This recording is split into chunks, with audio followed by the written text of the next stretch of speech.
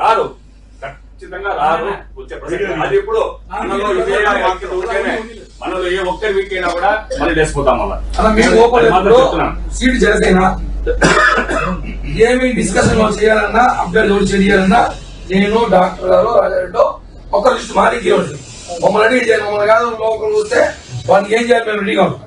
కానీ ఇక్కడ మాకు పార్టీ పవన్ కళ్యాణ్ గారు ఇంపార్టెంట్ ఏం చేస్తా ఈ తిరుపతిలో పుట్టినా వీడు పెరిగినాం. ఈడ మనం బలంగా పోకపోతే బయట జనాలు రేపు మనం చుట్టాం కదా. చిత్తూరు ఫోన్ చేసి గాజుల చీరలు పంపి చేసుకొని తిరుపతిలో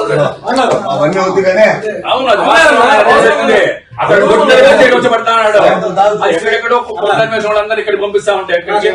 ఈ టీమే కాకుండా ఇంకా మన జనసేన చాలా మంది ఉన్నారు, రాలేదు. టీడీపీ కూడా రాలేదు. అందరూ పిలవండి, అందరూ కలిసి ఒకే దాంట్లో వెళ్తాము. మనం అంతా కలిసి వెళ్తే ఏ పార్టీ అధ్యక్షుడు కూడా ఏం చేయడు. మనల్ని కాదు చెప్పి కొత్త పిలుచుకొచ్చి చిత్రంలో ఎలక్షన్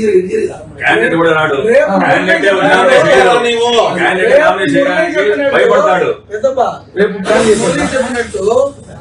రామ్ తులసి కళ్యాణ మండపం ఏదైనా సరే పెద్ద కళ్యాణంతో పెడితే ఎవరైనా భయపడతారు. యూనిట్ కావాలని ఆటోమేటిక్ క్యాండిడేట్ మారుతారు.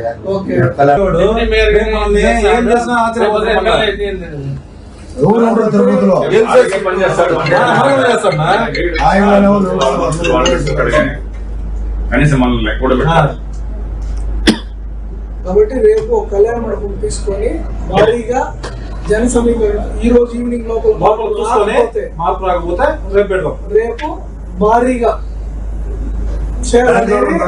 ఫైనల్ డెసిషన్ తిరుపతి మన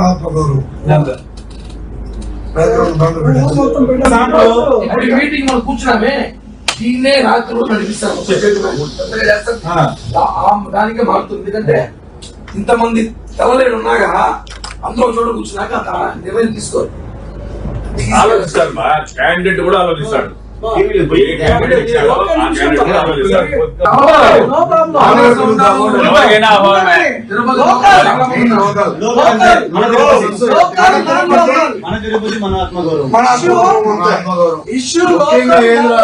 లోకల్ క్యాండిడేట్ తీసుకునేదానికి కూడా ఒక ముఖ్య ఉద్దేశం ఏంటంటే ఆ పక్క ఆపోజిట్ క్యాండిడేట్ ని గెలవనికూడదు. ఇక్కడ అతను గాని మళ్ళీ అబ్బాయిని రోజులు చూసినాడు, మళ్ళీ ఇప్పుడు కొడుకు వచ్చాడు. కొడుకు డిప్యూటీ మేయర్ అంటేనే ఎట్లున్న పరిస్థితి అందరూ చూశారు.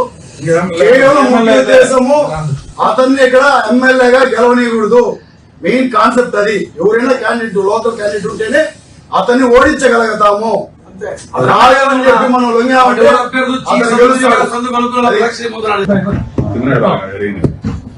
అదే రోడ్ ఓపెనింగ్ రారు, ఖచ్చితంగా రారు. వచ్చే ప్రసక్తి అది ఇప్పుడు